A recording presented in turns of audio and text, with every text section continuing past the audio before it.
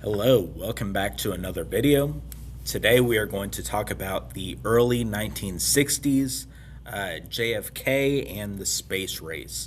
So we are continuing our talks about the Cold War and what America is doing during this early 60s period. The 60s, there's a lot going on in this decade. There's going to be several different lectures just on the 60s because this is a year a lot of stuff happens. But today we're going to talk specifically about the Cold War and the space race. Okay, so in 1953, the unthinkable happens. Joseph Stalin dies. Joseph Stalin, the leader of the Soviet Union, the guy who is leading the purges in the Soviet Union, the entry into the Cold War, this leader that people almost like immortalized. They thought he would never, not be the leader of the Soviet Union. He dies. And for a while, the Soviet Union has to think about who is the next leader going to be. And eventually, they're going to choose this guy, Nikita Khrushchev. He's going to take Stalin's place as the third leader of the Soviet Union. So this is just, a little speech that Khrushchev gave at some point in reference to the United States and the Cold War. So you could sort of see what his position is going into this. About the capitalist states, it doesn't depend on whether we, the Soviet Union, exist. If you don't like us, if you don't accept our invitations, and you don't invite us to come see you, whether you like it or not, history is on our side. We will bury you. And that we will bury you. He's talking about this division between the capitalist states, aka America, and the Soviet Union. This growing division that we saw after World War II. And he's basically saying that he's going to carry this forward. So then in 1957, October 4th, 1957, the Soviet Union is going to successfully launch the first man-made object into orbit. This is going to be called Sputnik, the Sputnik satellite. It's going to send panic across the United States. The United States schools were, it's sort of like an eye-opener, right? People from across America are freaking out. They're seeing that the satellite go above their heads. This blinking red light and stuff. People could see it, in space and everything. And the United States is thinking, wow, we are really behind when it comes to technology. In World War II, we're the guys who developed the atomic bomb. So we were very ahead in technology by World War II.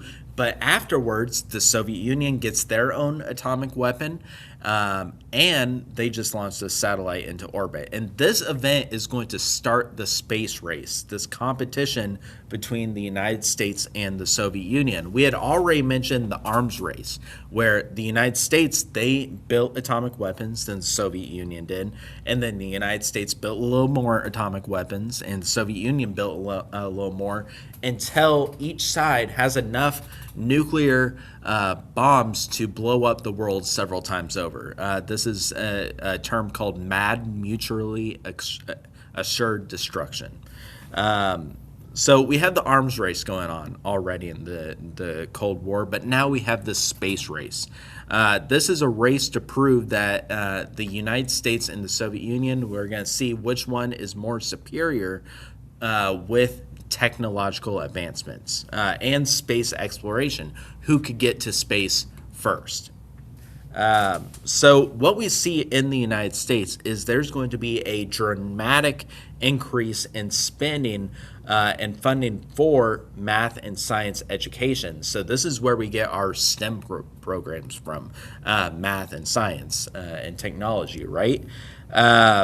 Also, around the same time, in October 1st, 1959, we get the National Aeronautics and Space Administration, or NASA, which still exists today. And NASA is going to inspire this new generation of engineers and scientists to develop new technologies. A lot of the new technologies that come out around this time, right? Like computers and eventually the internet. these are things that we use in our life every day. And really, it's this competition in the Cold War that's pushing these technological advances forward. So this also contributed to this perception of a missile gap between the United States and the Soviet Union. Uh, the United States was worried that if the Soviet Union could launch a satellite up into space, what's to stop them from putting a nuclear warhead on a missile? And we have these intercontinental missiles, right, ICBMs, that could attack the United States and its allies anywhere in the world.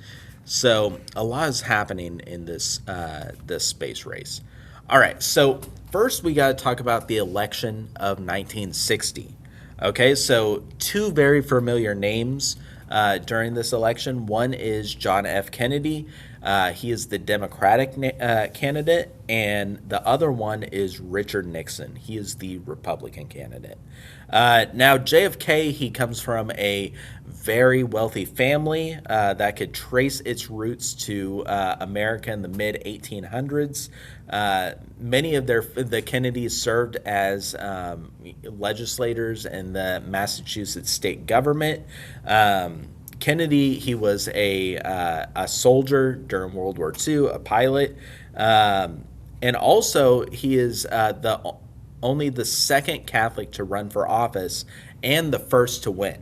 He's going to become the first Catholic president of the United States. Sorry to spoil it. The second Catholic president in U.S. history is going to be Joe Biden. But if you could remember, back when we talked about the KKK growing in the 1930s and stuff, one of the campaigns that the KKK is really rallying against is anti-Catholicness, right? Very much against these Catholic Irish immigrants coming to the United States and stuff. So this is a big deal that a Catholic is running for president. Now, on the other side, we have Richard Nixon, the Republican candidate. He is a self-made man. He comes from a poor family in Southern California. He was President Eisenhower's vice president, and he was popular for his diplomacy with the Soviet Union under Eisenhower's presidency. He actually traveled to the Soviet Union and met Khrushchev on several occasions. And he is a member of this HUAC, right, which worked on, if you could remember, like the Red Scare and stuff, HUAC, he's part of this organization to hunt down and find suspected communists in the United States. So he's very anti-communism and stuff, which is pretty nice and pretty appealing in the 1960s. So these are the two sides we have, JFK and Richard Nixon's, and sort of polar opposites of each other. So in the 1960s presidential debate, this is a big moment in U.S. history because it is the first televised presidential debate in U.S. history. So Kennedy and Richard Nixon, they went on national television, and this debate was seen by 80 million viewers. This is the first of 4 debates. Now, the story goes that during this debate, Richard Nixon, he came down with some sort of illness. He was feeling bad. People around him said that he was just dripping in sweat and barely keeping it together. So he's having to battle through that while giving this huge national debate. So. And this sort of mentions that, this is an era of television. So if you could remember that the means of mass communication before television was the radio. If you can remember, we talked about FDR's fireside chats during the Great Depression and World War II. So before, everyone had a radio in their living rooms and their houses and stuff, and that's where people got their news. This is a critical transition point where we start to see more people are switching to television. So we could see this new power of this new medium. Those who watched the debate on TV felt like Kennedy won because he looked better on TV and he spoke directly to the cameras. He had more of a camera personality during the debate. And Nixon, he was sweating under the lights. He wasn't feeling well. He would often look off to the camera and stuff, not directly at the camera, and this gave him a very suspicious look. However, something interesting happened. So, if you watched this debate on television, you thought that JFK won because he looked better, he looked more confident. But if you were listening to the radio, to this debate, you believed that Nixon won because he had better talking points. So sort of interesting, that power of media, how you consume media, the differences between listening to it on the radio versus the television. Now, John F. Kennedy also had a extra weapon, and that is Jackie Kennedy, his wife. So Jackie quickly became a national icon during this campaign for her wit, her fashion, her cool demeanor. She was well educated. She spoke 4 languages. Many people across America, many women wanted to be Jackie Kennedy. So news columns called her a campaign wife. And really, she's one of the first campaign wives in U.S. history. Everywhere JFK went, Jackie followed. And what JFK noticed is a lot of people who he assumed was going to see him during these campaign rallies and stuff actually showed up to see Jackie. So you can see here people with many posters about Jackie. Now, this sort of made JFK a little jealous, but it also helped him win the presidency too. He was seen, they were seen as this like young power couple. JFK is going to become the youngest president in U.S. history. And Kennedy wins. He ends up winning this 1960s election, but just barely. You could see that America is really divided at this moment of time and history and stuff, and Nixon barely made it. He almost ended up being the next president, and eventually he will become a president later down the line. But JFK wins this one. All right, so in Kennedy's inaugural address, he's talking about this. He sets this tone for hope in this new decade. He gave a very famous speech where he says that we shall pay any price, bear any burden, to meet any hardship and support any friend, oppose any foe to assure the survival and success of liberty. So this is talking about opposing any foe, helping any friend. This sounds a little familiar, right? This sounds like the U.S.'s policy of containment that we mentioned in our previous video on the Cold War. Also, in this speech, he gave a very famous line. Maybe you've heard it before. He says, "Ask not what your country could do for you, ask what you could do for your country." So he's really rallying the American people together and saying that we need to fight for America's future, fight for capitalism, and oppose communism. Also in this speech, Kennedy promised a new frontier.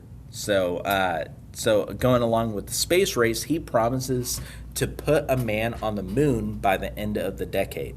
And he's going to continue FDR's footsteps with raising minimum wage, increasing Social Security benefits, and supporting low-income housing. Also, he's going to be very influential when it comes to the civil rights movement in the United States. Him and his brother, Robert Kennedy.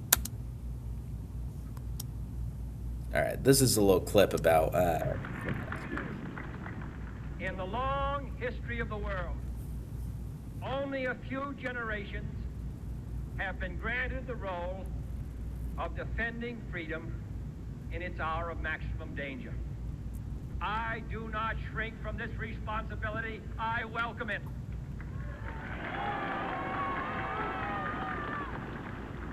I do not believe that any of us would exchange places with any other people or any other generation.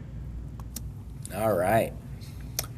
So JFK gets elected in 1960, right? And the Soviet Union is going to make another step forward in the space race. On April 12th, 1961, Yuri Gagarin is going to become the first human to orbit Earth. So the first man in space is also going to be from the Soviet Union. Also in 1957, the Soviet Union is going to launch the first animal into orbit. It's that little dog in the right corner, Latvia.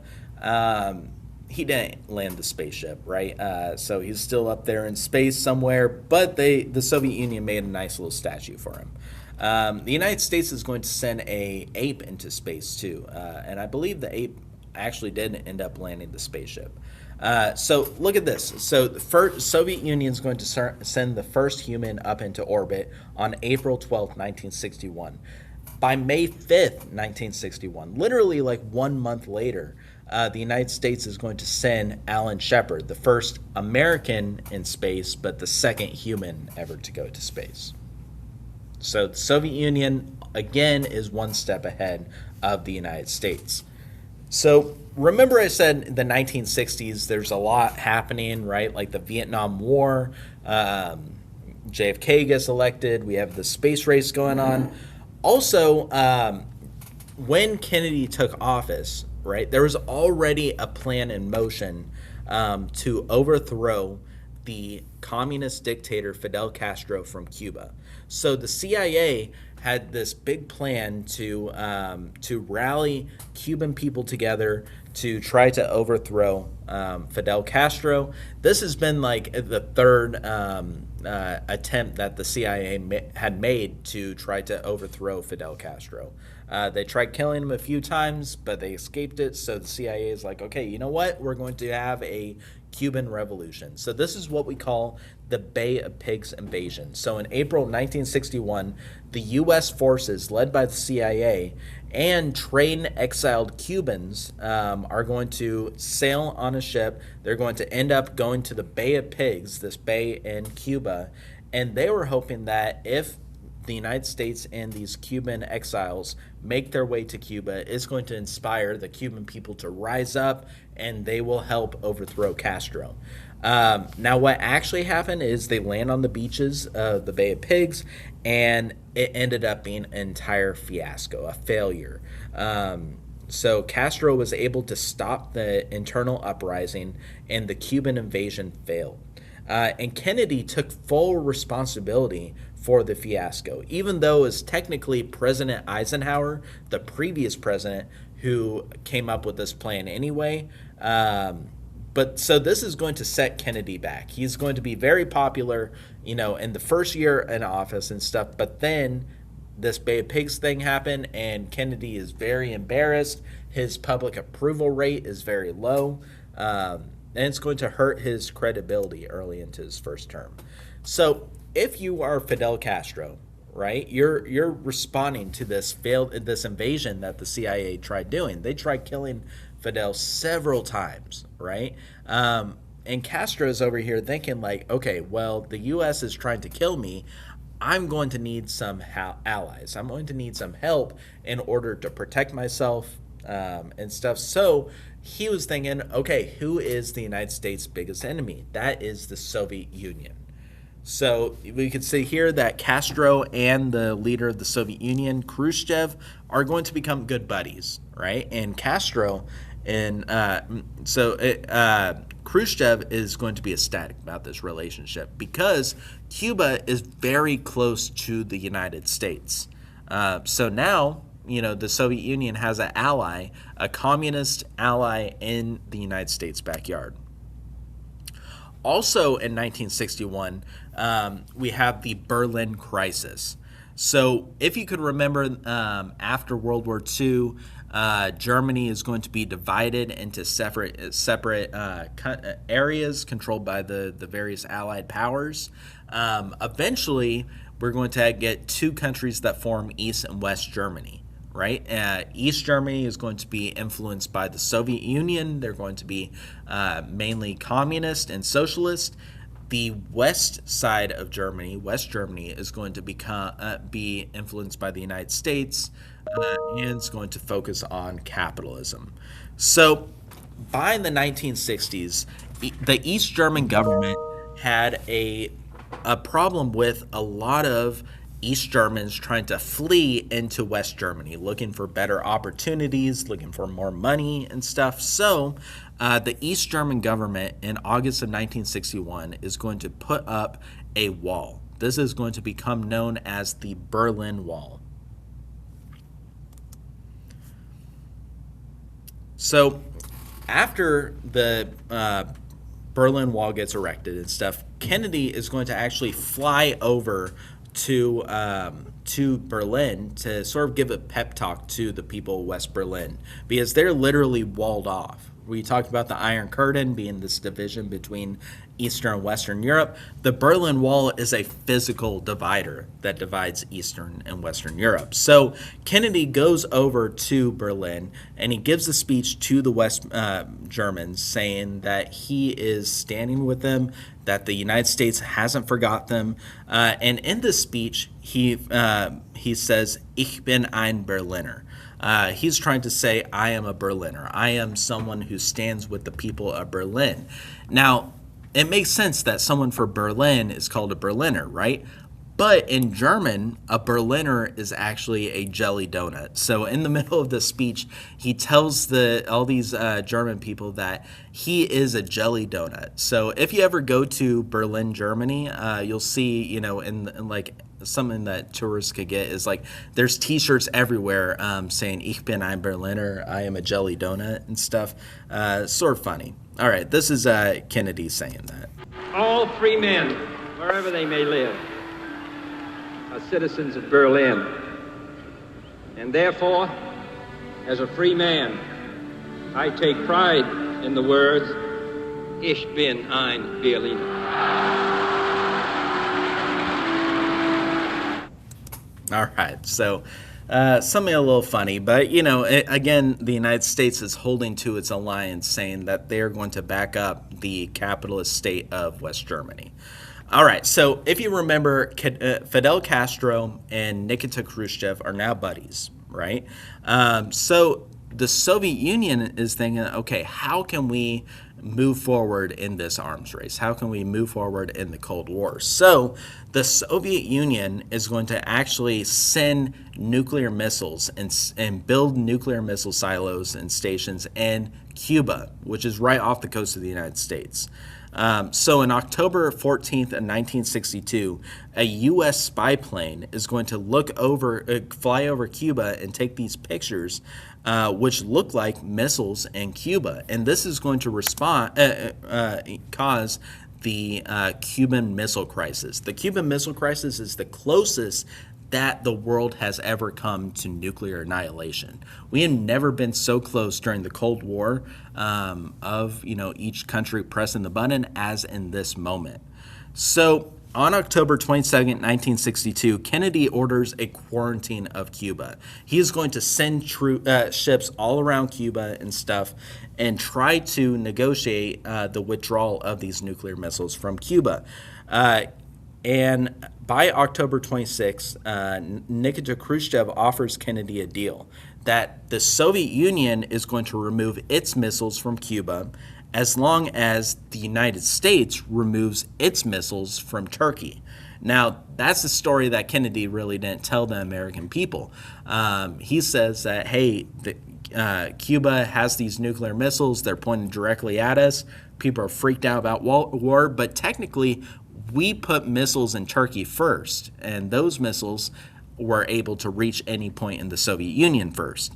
So eventually, both sides are going to negotiate and stuff, and RFK personally, Robert Kennedy, is going to deliver peace terms to the Soviet ambassador. The U.S. does eventually decide to take its missiles out of Turkey, and the Soviet Union takes its missiles out of Cuba. So you can see over here, this is Kennedy and Khrushchev. They're arm wrestling each other, but both of their fingers are on the button.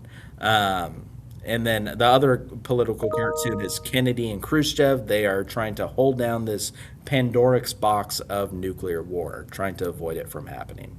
So Kennedy, very popular again, because he is the man who saves the world in 1961, right, with the Cuban Missile Crisis.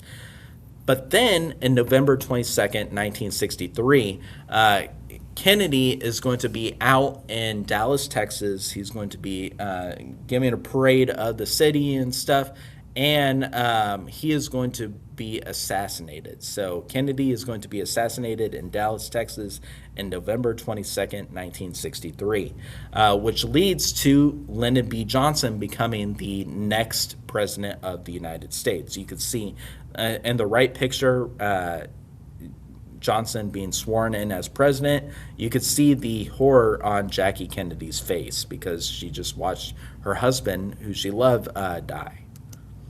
All right, so the man who ends up killing JFK is this guy, Lee Harvey Oswald. He's going to be Kennedy's assassin.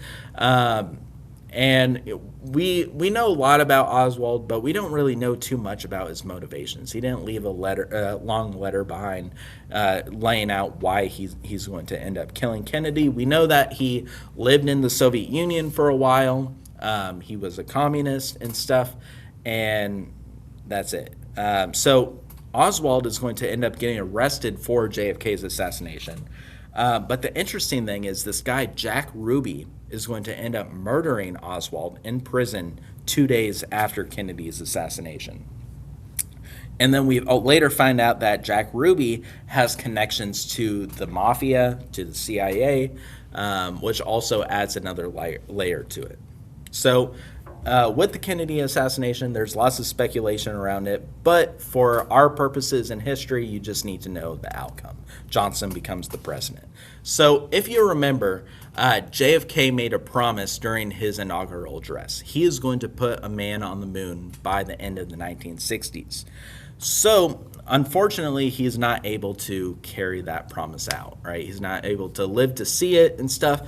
However, the United States is going to do this anyway, right? They're going to continue JFK's promise, push the United States forward during the space race. So the final victory with the space race, the final victory for Kennedy, was the moon landing. So on July 20th, 1969, Apollo 11 is going to send Neil Armstrong, Buzz Aldrin to the moon. They're going to become the first two men to end up landing on the moon.